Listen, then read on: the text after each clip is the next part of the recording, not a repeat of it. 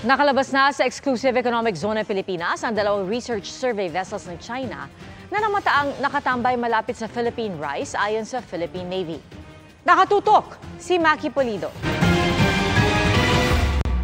Noong Setyembre, huling namataan ng tatlong survey ship ng China malapit sa Philippine Rice, isang underwater plateau sa northeastern seaboard ng Pilipinas.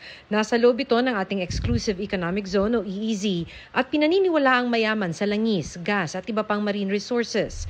Nitong February 26, nag-post ulit ang dating US Air Force official na si Ray Powell na may dalawang barko na naman ng China na namataang loitering o nakatambay malapit doon.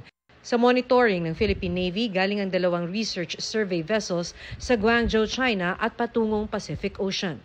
If we will track the course of both survey ships coming from the port of origin to the Pacific, that is more or less the vicinity they would be after 2 or 3 days of travel. In transit o dumaraan lang daw ang mga survey ship ng China. Sa ngayon, nasa labas na ng EEZ ng Pilipinas ang dalawang survey ship.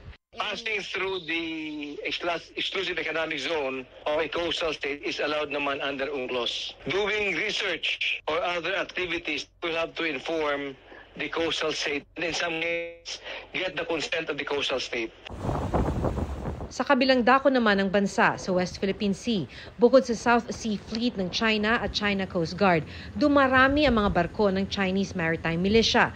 Sa monitoring ng Asia Maritime Transparency Initiative, nasa 195 ang average na dami ng militia vessels na namataan sa iba't ibang lugar sa West Philippine Sea kada araw noong 2023. Mas marami kaysa sa mga nakalipas na taon. Sabi ng Philippine Navy, ito'y mga pribadong fishing vessels na binigyan ng permit ng China na mangisda sa loob ng exclusive economic zone ng Pilipinas, pero tumatanggap ng utos mula sa Chinese military.